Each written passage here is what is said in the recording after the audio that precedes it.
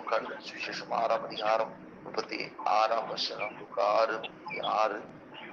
ஆகையால் உங்கள் பிதா இரக்கம் உள்ளவராய் இருக்கிறது போல நீங்களும் இரக்கம் உள்ளவர்களாய் இருங்கள். உங்கள் பிதா இரக்கம் உள்ளவராய் இருக்கிறது போல நீங்களும் இரக்கம் உள்ளவர்களாய் இருங்கள். ஆண்டவராகிய தேவன், பிதாவாகிய தேவன் அவர் இரக்கம் உள்ளவர் என்று சொல்லி நாம் ஆண்டவரை வெளிப்படுத்தி காண்பிக்க வேண்டிய நாம் பூமியில இரக்கம் உள்ளவர்களாய் இருக்க வேண்டும் என்று சொல்லி ஆண்டவர் விரும்புகிறார்.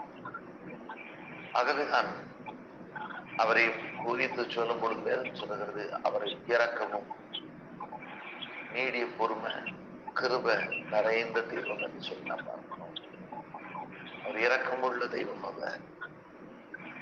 ஆகவே நாமும் இரக்கமுள்ளவர்களாக இருக்க வேண்டும் என்று சொல்லி அது ஆண்டவர் சொல்லுகிறதை நாம் பார்க்கிறோம். இன்றைக்கு கூட ஆண்டுடைய இரக்கங்களுக்கு முடிவில்லை என்று சொல்லி வேதம் சொல்லுகிறது. பார்க்கும் பொழுது 4ஆம் அதிகாரமும் 1ஆம் வசனத்திலும் கூட பிதா இரக்கமுள்ளவராய் இருக்கிறார் என்று சொல்லி வேதம் சொல்லுகிறது. அந்த இரக்கமுள்ள தெய்வம் நம்மிடத்துல நாமும் இரக்கமுள்ளவர்களாய் இருக்க வேண்டும் என்று சொல்லி அவர் விரும்புகிறதை நாம் பார்க்கிறோம். அப்படி நாம் இரக்கம் உள்ளவர்களாக இருக்கும் பொழுது வேதம் சொல்லுகிறது, மத்தேயு எழுதின சுவிசேஷத்துல 5ஆம் அதிகாரம் 7ஆம் வசனத்தை வாசித்து பார்ப்பது என்றால், இரக்கம் உள்ளவர்கள் பாக்கியவான்கள், அவர்கள் இரக்கப்படுவார்கள். இரக்கம் உள்ளவர்கள் பாக்கியவான்கள், அவர்கள் இரக்கம் பெறுவார்கள் என்று சொல்லி ஆண்டவராகிய இயேசு கிறிஸ்து சொல்கிறதை பார்க்கிறோம். யாரெல்லாம் இரக்கம் உள்ளவர்களாக இருக்கிறார்கள் அவர்கள் அத்தனை பேரும் பாக்கியவான்களாக இருக்கிறார்கள்.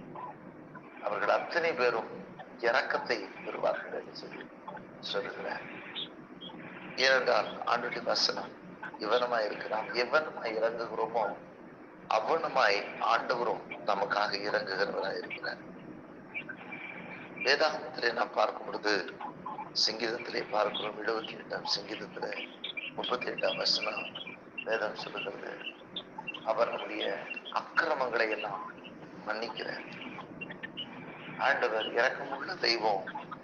அவர் இறங்கி நம்முடைய அக்கிரமங்களை அவர் மன்னித்து நம்மை குணமாக்குகிற தெய்வம் என்று சொல்லி நாம் ஆண்டுடைய வார்த்தையை நாம் பார்க்கிறோம்.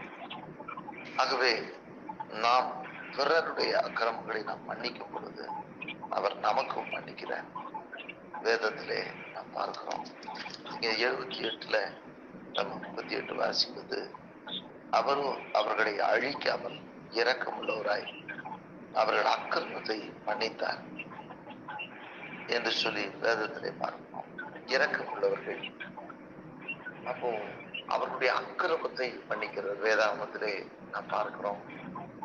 இயேசு ஜெபம் சொல்லி கூட சொல்லுகிறார், எங்களுக்கு விரோதமாய் குற்றம் செய்கிறவர்களை நாங்கள் மன்னிக்கிறது போல எங்கள் குற்றங்களை எங்களுக்கு மன்னித்து அருளும் என்று சொல்லி நாம் எப்படி மற்றவர்களுக்கு இறங்கி அவர்களை நாம் மன்னிக்கிறோமோ அவ்வளவுமே அவரும் நமக்கு இறங்குவார்.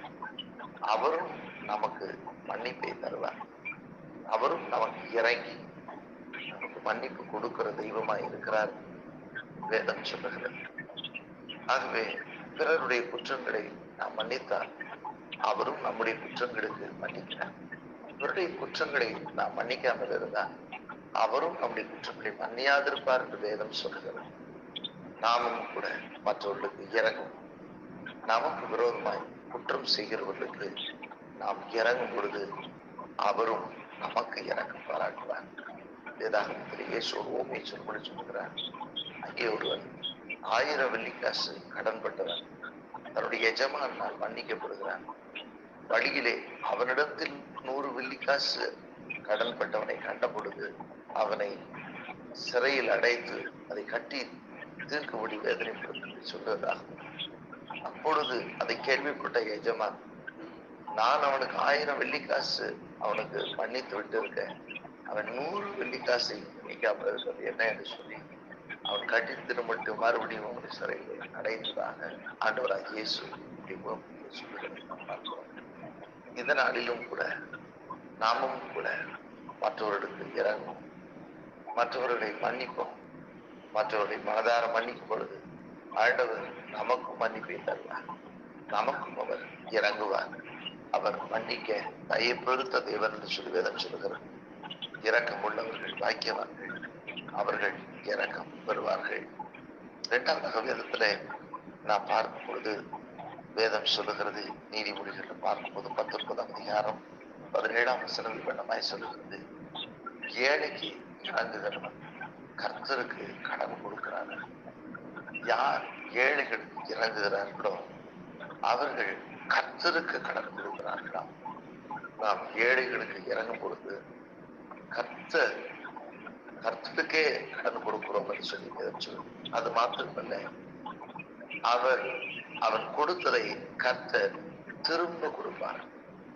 அவன் எதை கொடுத்தானோ அதை ஆண்டவர் திரும்ப கொடுத்து அவனை ஆசீர்வதிக்கிற தேவனாயிருக்கிறார். அவர் கொடுக்கும் பொழுது வேதம் சொல்லுகிறது, சும்மா கொடுக்க மாட்டார், அவர் அமைக்கி கொடுங்கி சரிந்து விடுபடி கொடுப்பார் என்று சொல்லி வேதம் சொல்லுகிறார். நாம் ஏழைகளுக்கு இறங்கி உதவி செய்யும் பொழுது அதை நாம் கர்த்தருக்கே செய்கின்றதாக வேதம் சொல்லுகிறது.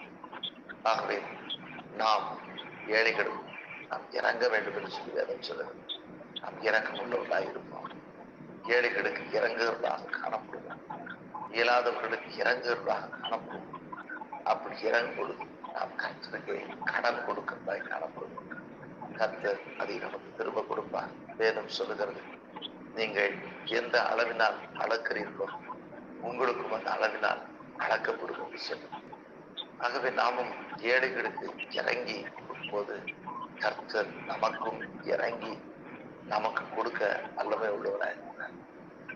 மூன்றாவதாக வேதத்திலே பார்க்கும் பொழுது லூக்கா 18ஆம் அதிகாரத்திலே 38ஆம் வசனத்திலே நாம் பார்க்கிறோம், திக்கற்ற பிள்ளைகளுக்கு இறங்க வேண்டும் என்று சொல்லி.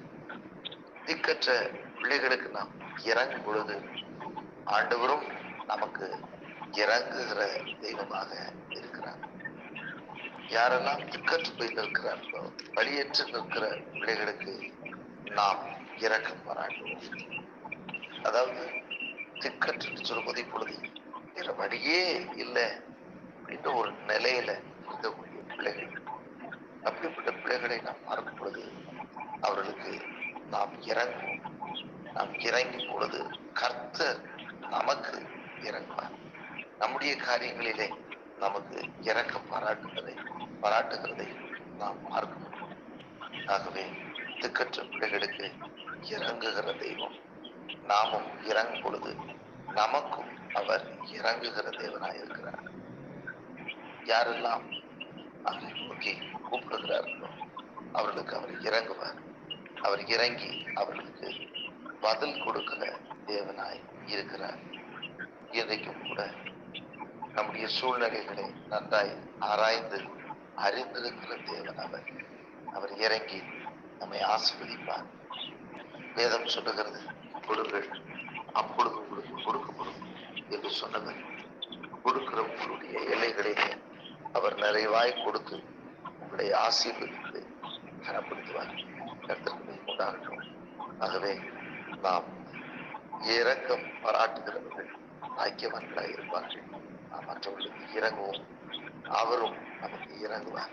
வேதம் சொல்லுகிறது, இரக்கம் உள்ளவர்கள் பாக்கியவான்கள், அவர்கள் இரக்கம் பெறுவார்கள். நாம் இரக்கம் உள்ளவர்களாய் இருக்கும் பொழுது நாம் பாக்கியவான்களாய் இருப்போம். நாமும் தேவனிடத்திலே இரக்கம் பெற்றுக் கொள்வதாக நாம் காணப்படுவோம். இதற்கு மையம் உண்டாகட்டும்.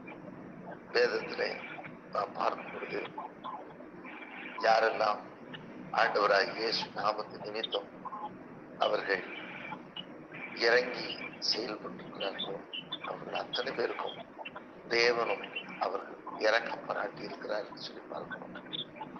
கர்த்தருக்கு மையம் உண்டாகட்டும். அவர் நம்மை ஆசீர்வதிப்பதற்காக திக்கற்று இருக்கிற பிள்ளைகளுக்காக நாம் இறங்குவோம், இறங்கி செயல்படுவோம். கர்த்தர் ஒவ்வொருவரையும் ஆசீர்வதிப்பார். நாங்கள் இந்த நாளில் ஆண்டவருடைய வார்த்தை சொல்லுகிறபடியே இரக்கம் உள்ளவர்கள் பாக்கியவான்கள், அவர்கள் இரக்கம் பெறுவார்கள். நாம் இறங்கும் பொழுது நமக்கு இரக்கத்தை கொடுக்கிறது. அவர் நமக்கு இரக்கத்தை கொடுக்கிறதுக்காக ஆண்டவருக்கு நம்ம நன்றி சொல்லுவோம். நம்முடைய பரமபிதா இரக்கமுள்ளவராய் இருக்கிறார். ஆகவே நாமும் இரக்கமுள்ளவராய் இருப்போம். நாம் இரக்கமுள்ளவராய் இருக்கும் பொழுது அவரும் நமக்கு இறங்குகிறவராய் காணப்படுகிறார். கர்த்தருக்கு உண்டாட்டாமல் நாம்